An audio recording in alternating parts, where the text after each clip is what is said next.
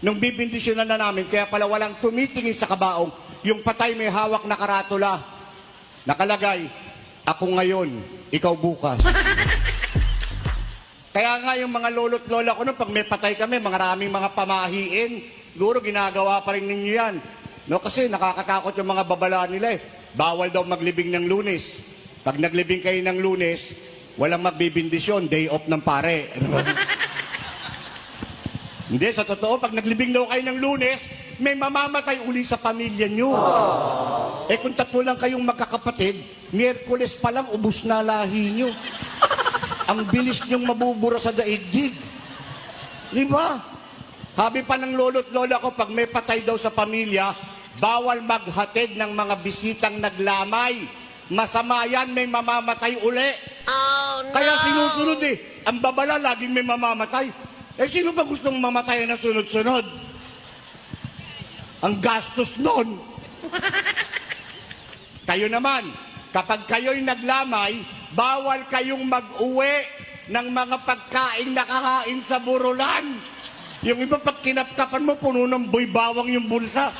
May mga butong pakwan. Yung may dalang backpack, merong cup noodles.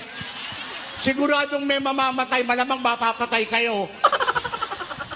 Eh, namatay na yung mga tao, kinukupit nyo pa yung chichirya. Ang pinakamasagwang turo, pag may patay daw, yung kamag-anak, bawal maligo. Pag naniwala naman kayo dyan, mamamatay naman ang mga naglalamay sa baho ng pamilya nyo. Tinatanong ako, totoo ba, Padre, mga pamahiin na matatanda? Hindi ho yan totoo. Pero mabuti na din yung sigurado, no?